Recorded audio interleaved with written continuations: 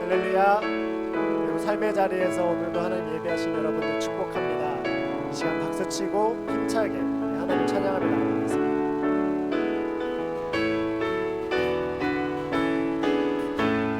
성도여 함께 할렐루야 아멘. 주 찬양하여라 할렐루야 아멘. 주 보좌 앞에서 택하시는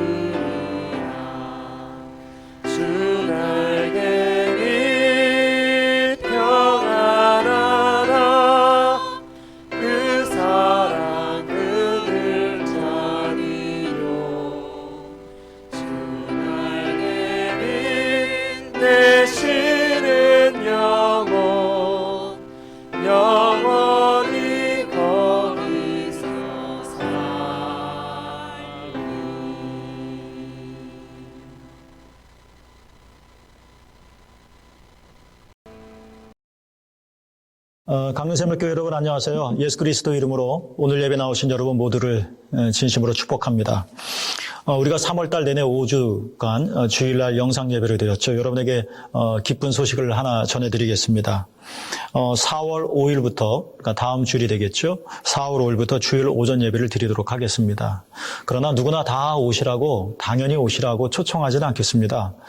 유증상자나 또 해외에 오랫동안 거주하셨던 분들이나 또 증상이 의심되는 분들이나 또 서로 조심해야 될 그런 노약자분들은 성전에 모여서 예배드리는 것을 가급적이면 삼가 혹은 자제해 주시고 그렇지 않은 분들은 함께 오셔서 예배드리도록 하겠습니다. 다음 주일부터 주일 오전 예배를 성전에서 드리는데 여러 가지 또 우리가 준수해야 할 사항들이 있습니다. 이에 대한 자세한 내용들은 주중에 여러분에게 다시 알려드리도록 하겠습니다. 아울러 다음 주일부터는 성전 예배와 함께 영상 예배도 병행하도록 하겠습니다. 교회에 오셔서 예배드리지 못하는 교우들이 계시기 때문에 그분들을 배려한다는 차원에서도 성전에서 실제로 예배를 드림과 함께 영상도 9시와 11시 예배 때 띄워서 가정에서 예배를 드릴 수 있도록 도움을 드리도록 하겠습니다. 아마 지금 방송실에서 준비하고 있는데 다음 주에는 실시간 예배가 가능할 것 같습니다. 지금까지는 토요일 날 녹화를 해서 여러분께 이렇게 보내드렸는데요. 다음 주일부터는 실시간으로 예배드리는 것이 가능하지 않을까 싶은데요. 여러분 많이 기도해 주시고 또 다음 주 우리가 기대하며 또 기도하며 만나고 예배드렸으면 좋겠습니다. 별도의 안내가 있기 전까지는 그 대신 주일 저녁 예배와 금요 저녁 기도회는 갖지 않도록 하겠습니다. 그리고 주일 예배 때에도 찬양대 그리고 점심 식사 차량 운행은 하지 않도록 하겠습니다. 우리가 주일 오전 예배를 드리지만 매우 좀 조심해야 할 상황이기 때문에 그런 면에서 우리가 좀 삼가야 될 것들이 있다 생각이 듭니다. 속회는 여러분 모이실 때 짧게 모여주시고 또 교제 중심으로 식사하시거나 커피를 같이 드시는 등 그렇게 교제 중심으로 모여주셔도 괜찮겠습니다. 다음 주부터 성전에서 예배를 드리기 때문에 청소 담당과 또 예배 대표 기도하시는 분들은 준비해 주셔야 될 것 같습니다. 4월 5일 다음 주일 오전 예배 기도는 정유승 권사님께서 9시 예배, 윤정희 장로님께서 11시 예배 담당하셨습니다. 돌아오는 주일 이번 주 토요일이죠. 4월 4일 날 청소는 오병이어와 샘물 일속회에서 담당하시게 되었습니다. 오래간만에 청소니까 더 기쁘시겠죠. 청소 잘 부탁드리겠습니다. 이번 2주 기간이 우리에겐 좀 매우 중요하다 생각이 됩니다. 그래서 2주 기간 동안 함께 기도할 수 있으면 좋겠다. 그래서 2주 기도 기간을 설정해 보았습니다. 코로나가 좀 진정되어지고 그리고 하나님 나라가 회복하기를 위해서 우리가 함께 기도하는 시간에 전념했으면 좋겠다는 것입니다. 아침 5시 30분과 저녁 9시에 2층 소예배실에서 기도를 하겠습니다. 물론 공식적인 기도 모임은 아니고요. 개인적으로 오셔서 기도하시면 되겠습니다. 저도 새벽 5시 30분과 저녁 9시에 2층 소예배실에 와서 기도하겠습니다. 여러분 개인적으로 와서 기도 언제든지 하시고요. 꼭 이 시간만은 아니고 여러분이 편한 시간에 가능한 시간에 오셔서 자유롭게 기도하셔도 됩니다. 지금도 저녁 때마다 또 아침마다 오셔서 기도하시는 분들이 계시는데요.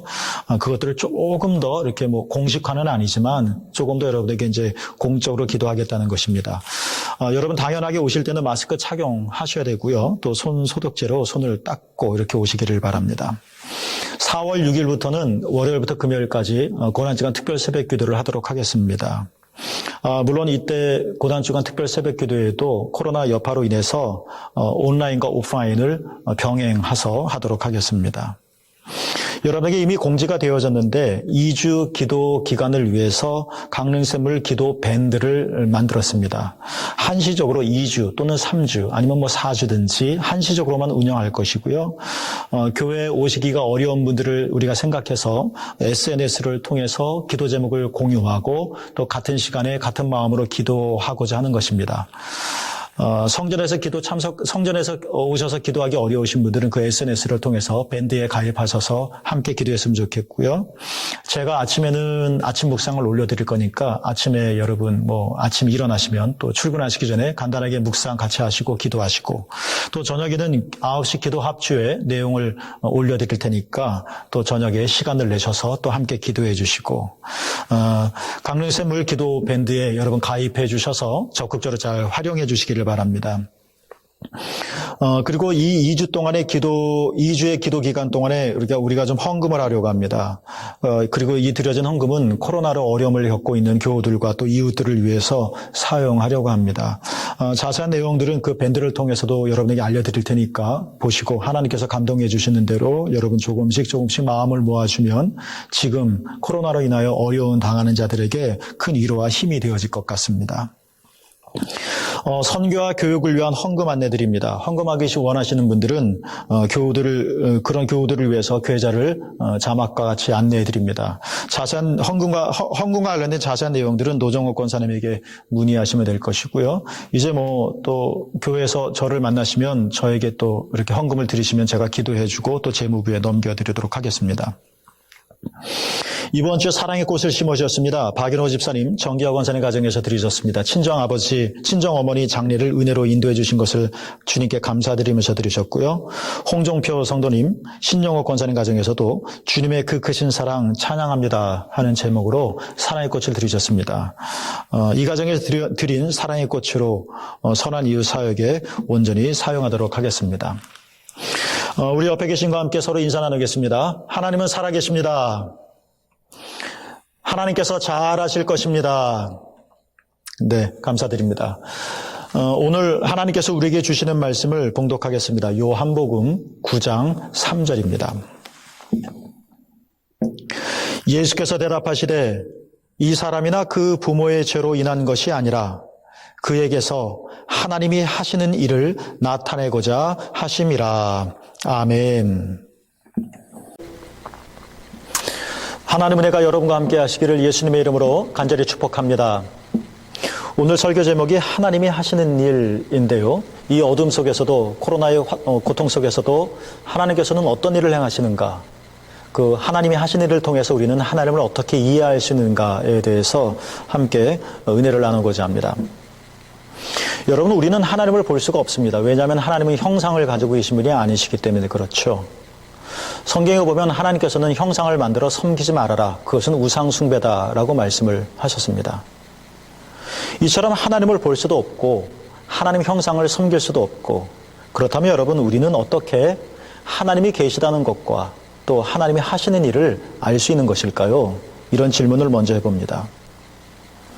전기를 본 사람은 아무도 없습니다. 그렇지만 전기의 존재를 의심하는 사람도 아무도 없습니다.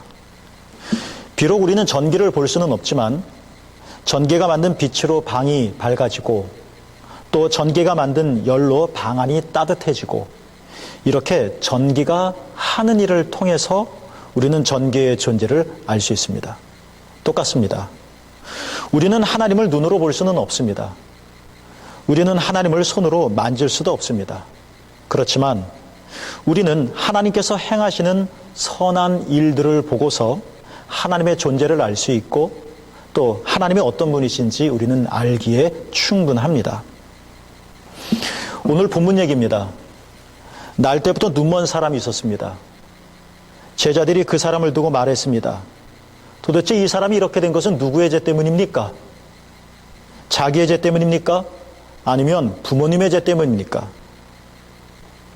그것이 자기의 죄이든 아니면 부모님의 죄이든 상관없이 제자들이 말하는 것은 그 사람이 태어날 때부터 이렇게 소경이 되었던 것은 어찌됐든 죄 때문이다 하는 것입니다. 어느 면에선 제자들의 말이 옳습니다.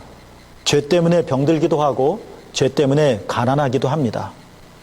죄 때문에 어려운 일에 처하기도 합니다. 그러나 우리는 그것을 일반화시켜서는 안 됩니다. 가난한 이유가 만약 죄 때문이라고만 한다면 이 세상에서 예수님이야말로 가장 죄가 많으신 분이실 겁니다. 왜냐? 예수님은 집도 없었고 예수님은 머리 둘 곳도 없었다. 성경에 증언이 있기 때문에 그런 것이죠. 이렇게 제자들은 누구의 죄 때문입니까? 이 사람이 불행하게 빠진 것이 과연 누구 때문에 그런 것입니까? 이것은 제자들의 말인과 동시에 이 세상 사람들의 말이기도 하고, 또한 우리가 아무 생각 없이 무심코 내뱉는 우리들의 말이기도 합니다.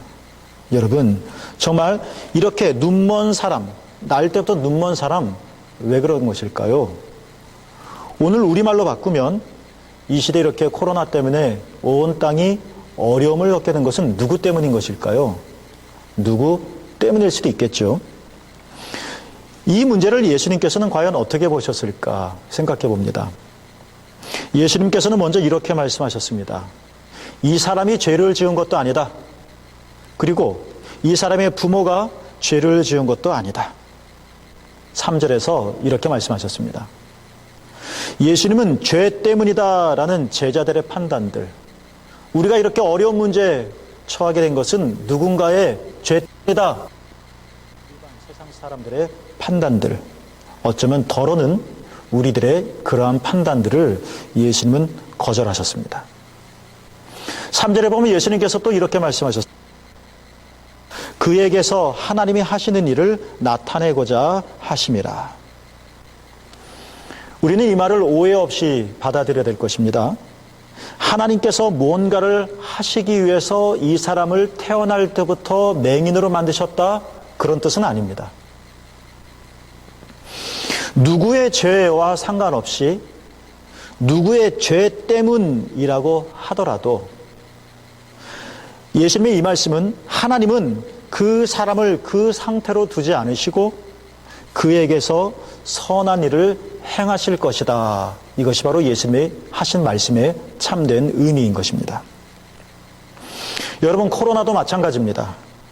코로나 이외에 다른 어떤 우리의 큰 산과 같은 문제, 마치 우리가 태어날 때부터 소경이 되었었던 것처럼 우리의 삶을 아프게 하고 힘들게 하고 고통스럽게 하는 그 무엇을 향하여 우리도 똑같이 왜 일어났어? 이게 누구 때문이야? 이렇게 물어봐야 코로나로부터 우리는 자유로워질 수가 없습니다. 제자들이 이 사람의 죄입니까? 부모님의 죄입니까? 물었을 땐 성경엔 아무런 치유도 일어나지 않았습니다. 왜 나이어야 합니까? 왜 이런 일인 것입니까? Why me? 하는 이런 질문들은 과학자들이 하면 됩니다. 우리 그리스도인들이 해야 할 질문은 이것입니다. 주님, 하나님이 어떤 일을 드러내시려고 하시는 것입니까? 하나님의 어떤 선한 일을 우리에게 보여주시려고 하시는 것입니까? 우리 삶에 소위 날 때부터 맹인되어진 이 일을 통해서 하나님은 어떤 일을 밝히 드러내실 것입니까? 합력하여 이루실 하나님의 선하신 일은 무엇입니까? 이것이 우리 그리스도인들이 이 상황 속에서 해야 할 올바른 질문인 것입니다. 헤로드 쿠시너라고 하는 분이 계십니다. 사람들이 질문하죠. 하나님이 정말 계신 거 맞아요? 하나님이 계시다는 것을 어떻게 알 수 있습니까? 수많은 사람들이 이러한 질문은 사실 이론적이고 철학적이고 신학적인 신존재 증명이 아니라는 것입니다. 그것이 궁금해서 이러한 질문을 한 것이 아니라는 것이죠. 하나님이 정말 계신 거 맞아요? 대부분의 사람들이 이러한 질문은 사실 각각 개인적인 삶과 관련된 물음인 것입니다. 어떤 어린 아들이 아버지와 함께 베트남 전쟁과 관련된 뉴스를 시청하고 있었습니다. 갑자기 어린 아들이 두려워졌습니다. 그리고 사람들이 이렇게 베트남에서 싸우고 있는지, 왜 사람들이 이렇게 죽어가야 하는지 아버지에게 물었습니다. 그래서 아버지는 자신이 알고 있는 가장 정확한 사회적, 정치적 그 이유를 일목정연하게 아이에게 대답해 주었습니다. 하지만 아들은 같은 질문을 계속하는 겁니다. 왜 전쟁이 일어나는 거죠? 왜 사람을 죽이는 것이죠? 그 순간 아버지는 아들이 베트남 전쟁에 대한 정치적이고 사회적인 질문을 하는 것이 아니구나 하는 것을 깨닫게 되었습니다. 아들은 TV에서 나오는 것처럼 혹시나 우리 집이 폭탄에 맞는 것은 아닐까? 혹시나 내 친구들이 총에 맞아 죽는 것은 아닐까? 혹시나 우리 동네에 전쟁이 일어나서 축구를 못하는 것은 아닐까? 이것을 걱정하고 있었던 것입니다. 아버지가 깨달은 것이죠. 그래서 아들에게 말했습니다. 이 싸움은 먼 곳에서 일어나고 있다. 베트남 멀리 있는 나라다. 그러니까 우리가 살고 있는 이 가까운 곳에서는 이러한 전쟁은 일어나지 않을 것이다. 사람이 죽고 사람을 죽이는 일은 일어나지 않을 것이다. 걱정하지 않아도 된다. 아버지가 아들에게 이렇게 말을 하고 나자 그제서야 아들은 안심이 되었고 더 이상 질문을 하지 않았다고 합니다. 사랑하는 샘물교회 여러분, 하나님이 정말로 있어요? 라고 그 누군가가 묻는다면 그것은 자신이 살고 있는 세계가 위험하고 두렵기 때문이라는 것입니다. 그렇다면 우리는 어떻게 대답해야 할까요? 지진 때문이 맞아요. 전쟁과 테러 때문이에요. 우리가 그렇게 대답한다면 우리는 그를 안심시킬 수가 없겠죠. 그게 맞는 말이라 하더라도 말입니다. 우리가 아무리 이렇게 말을 해봐야 그에겐 전혀 도움이 되지 않을 것입니다. 우린 이렇게 말해야 될 것입니다. 맞아요. 이 세계는 위험합니다. 곳곳에서 지진이 일어나고 있고요. 여기저기서 전쟁이 일어나고 있어요. 그런데 그럼에도 불구하고 세계는 안전한 곳이며 그럼에도 불구하고 여전히 살만한 곳입니다. 라고 우리는 대답할 수 있어야 한다는 것입니다. 왜냐하면 위험하고 불안한 이 세상에서도 하나님은 살아계시며 하나님께서 이 세상 안에서 선한 일을 나타낼 것이기 때문에 그렇다 하는 것입니다. 아니 이 세상에 악의가 넘치고 불의가 판을 치는데 하나님은 정말 어디 계신 거예요? 이 세계가 제대로 돌아가는 건 맞습니까? 누군가가 우리에게 하나님이 계신 거 맞아요? 라고 묻는다면 우리는 또 어떻게 대답해야 할까요? 가끔은 실망스럽고 비극적인 일이 일어나기는 하지만 그럼에도 불구하고 우리는 세계를 신뢰할 수 있고 살아야 할 의미가 있다 하는 확신을 불어넣어 줄 수 있어야만 합니다.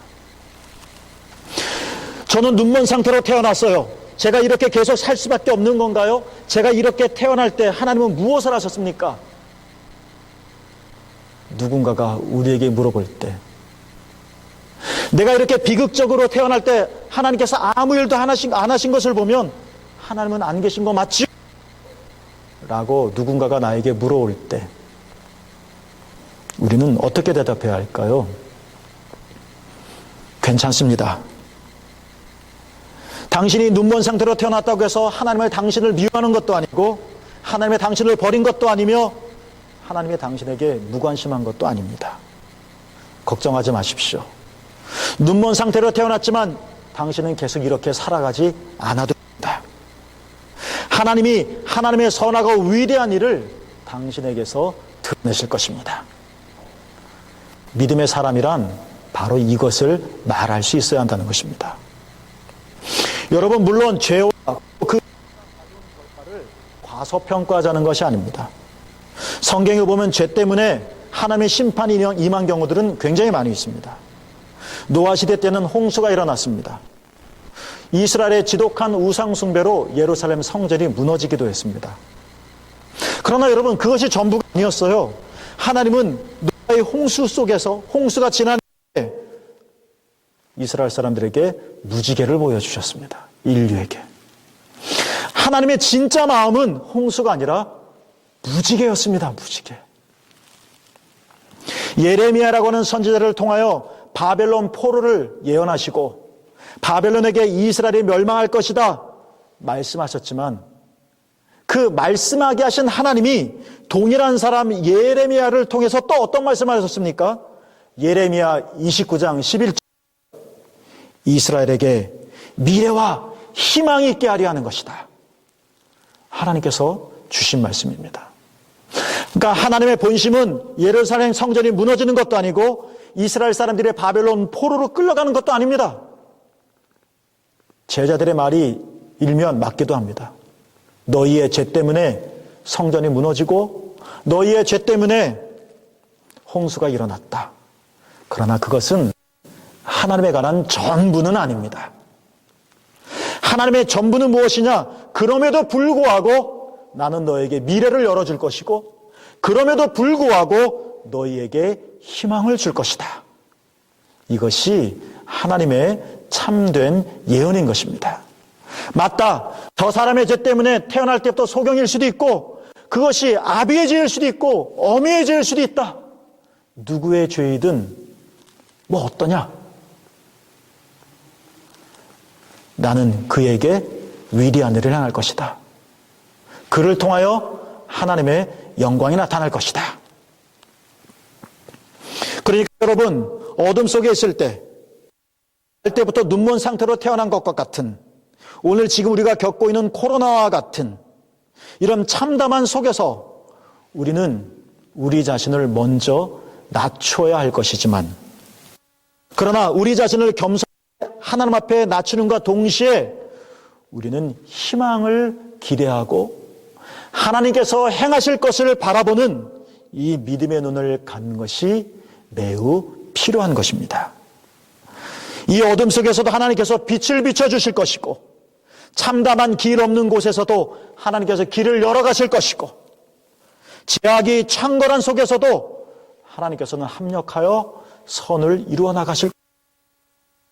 계속되어진 코로나의 환란 속에서 이모저모 하는 사람들이 병들고 아파하고 힘들어하지만, 그러나 하나님께서는 이 세상을 선하게 이끌어 가실 것이고, 이 속에서 아름다운 꽃을 피우실 거라는 이 확신, 이 확신에서 나오는 희망.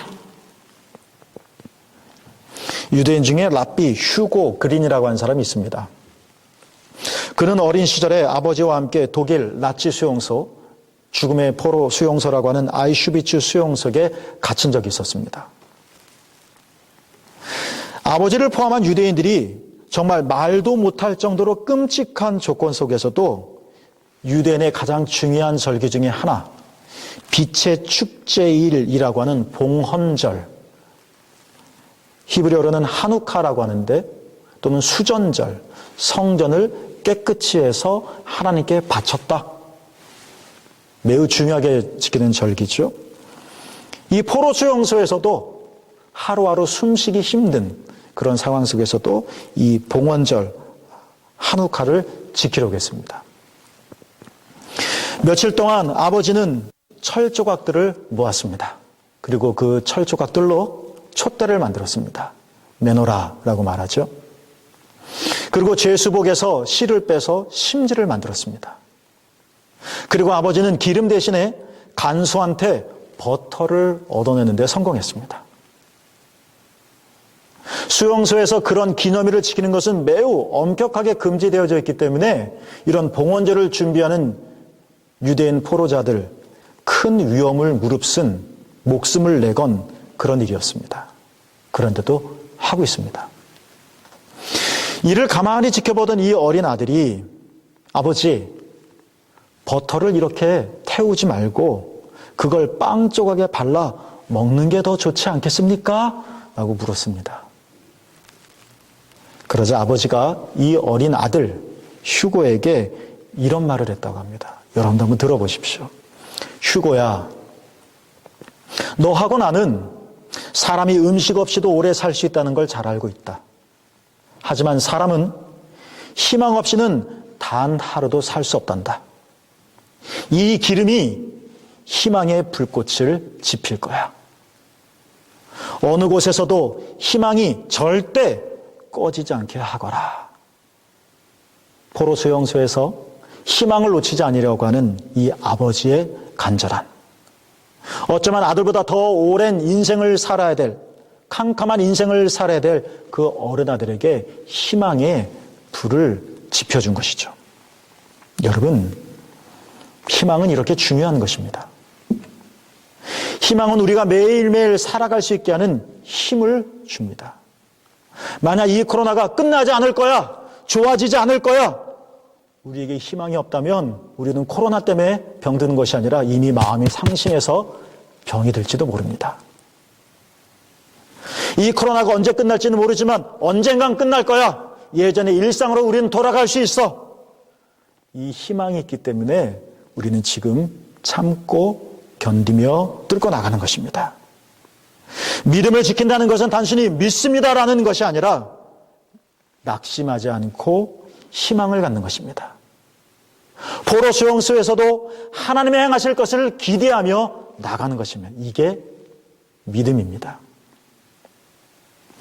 무화과나무가 무성하지 못하고 포도나무에 열매가 없고 외양간에 송아지가 없고, 그런데 여러분, 하바국은 어떻게 기뻐할 수 있었을까요?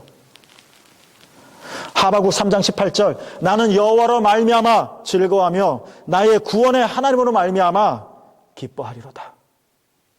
하바국은 정신 착란이 일어나서 기뻐한 것도 아니고 폐쇄주의가 돼서 염세주의가 돼서 어쩔 수 없이 즐거워했었던 것도 아니고 여호와로 말미암아 구원의 하나님으로 말미암아. 하바국 2장 2절에는 말씀처럼 하바국은 캄캄한 어둠 속에 하나님이 수년 내에 부흥하게 하실 것을 희망할 수 있었기 때문이었다는 것입니다. 하바국이 이러한 희망을 보지 못했다면 무성하지 못한 무화과나무, 열매가 없는 포도나무, 진작 실망했을 것이고 그는 인생을 자포자기 했을지도 모릅니다. 여전히 외양간에는 송아지가 없지만 그러나 수년 내에 부흥하게 하실 그 하나님이 하바국 안에 뜨겁게 희망적으로 살아있었기 때문에 그는 춤을 출 수 있었고 기뻐할 수 있었고 또한 즐거워할 수 있었습니다. 안설름 그린이라고 하는 분은 겸손과 유머야말로 영성의 가장 중요한 덕목이다라고 아래로부터의 영성이라는 책에서 말한 적이 있습니다. 저는 처음에 이 사람이 쓴 책을 읽으면서 겸손이 영성의 중요한 덕목이다 하는 말에는 끄떡끄떡거렸지만 유머가 영성의 중요한 덕목이다라는 말에는 좀 갸우뚱했었습니다. 근데 그의 글을 쭉 읽다 보니까 그가 말한 유머란 코미디가 아닙니다. 억지 웃음이 아닙니다. 몸 개그가 아닌 거예요. 생각해 보십시오. 그가 말한 유머가 무엇일까? 긴장, 초조, 불안 속에 있는 사람은 웃지 못할 겁니다. 그러나 우리가 풍랑 속에 있다 할지라도 이 거친 풍랑을 통과해서 저 건너편에 닿게 될 것을 확신하는 사람은, 평화로운 사람은 여유로움을 가지게 되어질 것입니다. 내 앞에 칼이 있는데 내가 죽을까 봐 막 긴장하고 두려워 떠는 사람은 결코 웃지 못할 것입니다. 그러나 이 칼이 나를 비켜갈 것이고 나는 안전하게 살 것이다 확신하는 사람은 칼 앞에서도 농담을 할 수 있을 것입니다. 여유로운 말을 할 수 있을 것이죠. 안셀 그림이 바로 그 말을 한 것입니다. 코로나19로 우리의 삶에 많은 변화가 일어났습니다.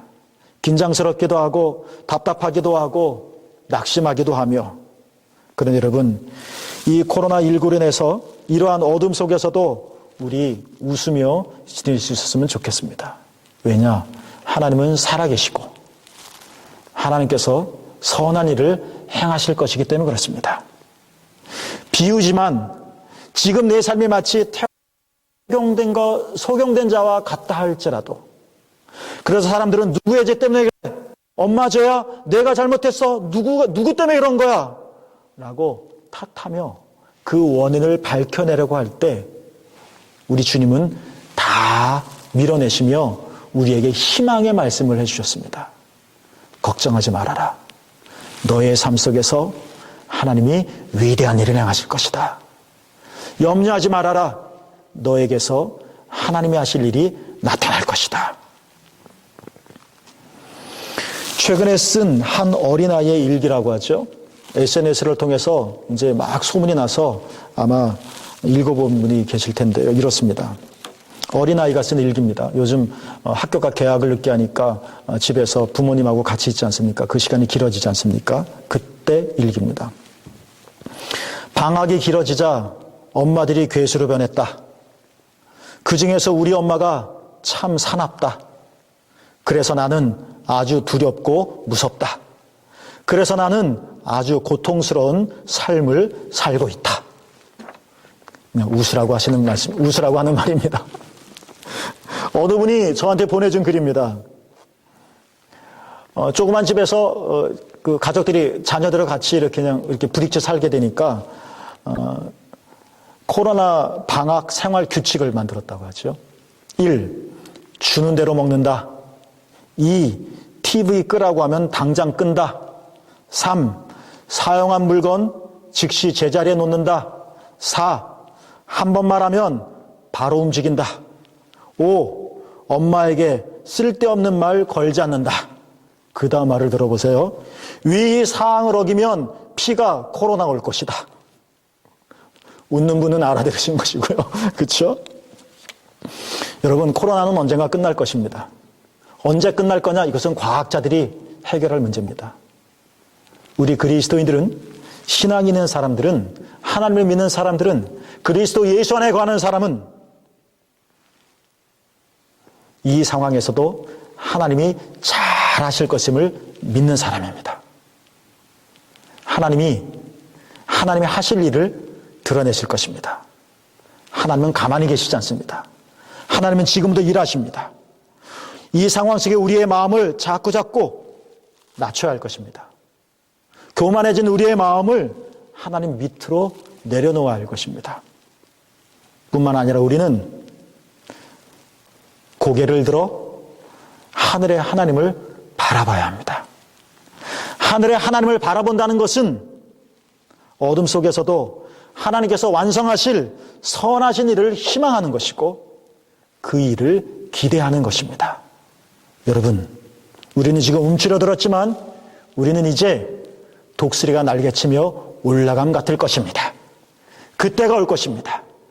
믿음으로 승리하시고 오늘도 기쁨으로 나가신 여러분 모두가 되기를 예수님의 이름으로 간절히 축복합니다. 기도하겠습니다. 전능하신 하나님 아버지, 오늘 영상을 통하여 예배드리는 샘물교 모든 교우들을 사랑해 주십시오. 우리의 삶에 많은 변화가 일어나서 예측하지 못할 것들로 인하여 두렵기도 하고 우리의 삶에 많은 제약으로 인하여 답답하기도 합니다. 또 이것이 언제 끝날지, 때로는 지금 하루하루 겪는 이 삶의 어려움 때문에 힘들어하기도 합니다. 하나님은 도대체 어디 계신 것일까? 하나님은 무엇을 하는 것일까? 하나님은 지금도 살아계십니다. 하나님은 잘 하실 것입니다. 오늘 말씀처럼 태어날 때부터 맹인이었었지만 그렇게 태어났다고 그렇게 계속 살아갈 것은 아닙니다. 하나님이 하나님의 일을 나타내실 것입니다. 코로나 속에 있지만 계속되어지진 않을 것입니다. 이 코로나 속에서도 하나님은 하나님의 일을 행하실 것입니다. 전능하신 하나님, 오늘 예배드리고 기도하고 찬양하는 샘물교 모든 교우들에게 마음이 활짝 열리게 하여 주셔서 하늘을 우러러보게 하여 주시고 이 침침함 속에서도 하나님이 행하실 위대한 일들을 희망하게 하여 주시옵소서. 우리가 힘이 없어 넘어진다 할지라도 하나님께서 일으켜 주시고 뛰고 나중에는 독수리가 날개치며 올라감 같은 자가 되어질 것을 기대하게 하여 주시옵소서. 사방으로 우겨싸움을 당한다 할지라도 하나님께서 내게 행하실 위대하고도 선한 일들을 우리가 바라볼 수 있게 하여 주셔서 오늘 이 어려움을 훌쩍 넘어가게 하여 주시고 믿음으로 승리하게 하여 주시옵소서. 우리가 2주간 기도 기간을 정하여 함께 기도할 것입니다. 각 처에서 기도할 때 응답하여 주시고 하나님께 이 땅에 긍휼을 베풀어 주셔서 온 세상 위에 하나님의 자비를 내려 주셔서 우리로 하나님을 알게 하여 주시고 우리로 그리스도 예수 안에 거하게 하여 주시며 우리로 주님과 함께 사는 자들 되게 하여 주시고 이 땅의 모든 바이러스를 제하여 주시사 일상의 은총 속에 다시 거할 수 있게 하여 주시옵소서. 아픈 자들을 축복하여 주시고 생업으로 인하여 마음이 무거운 자들을 위로하여 주셔서 견딜 수 있는 힘을 주시며 그들의 모든 생업을 축복하여 주시옵소서. 오늘 예물 드린 모든 샘물교회 교우들을 축복합니다. 비록 성전에서 예배드리지 못하지만 우리가 마음을 다하여 하나님께 봉헌하나이다. 주님이 임하셔서 이 예물이 하나님을 영화롭게 하시고 이 예물이 지금 아파하고 힘든 모든 자들에게 위로가 되는 하나님의 선물이 되게 하여 주시며 이 예물을 통하여 복음이 증거되게 하여 주시고 이 예물을 통하여 주의 나라가 이루어지게 하옵소서. 이제 이 주일을 지키며 또 우리에게 허락하신 일주일을 살아갈 것입니다. 주님도 여전히 우리와 함께 하시듯이 우리도 주님과 함께하는 한 주간이 되게 하옵시고 모든 코로나 위험과 안팎의 위협으로부터 우리 모든 교우들을 보호하여 주옵소서. 이제는 우리 주 예수 그리스도의 은혜와 하나님 아버지의 지극하신 사랑하심과 우리 성령님의 감화 감동 역사 충만하심이 샘물교회 모든 교우들 위해 이제로부터 영원토록 함께하옵시기를 간절히 축원하옵나이다. 아멘.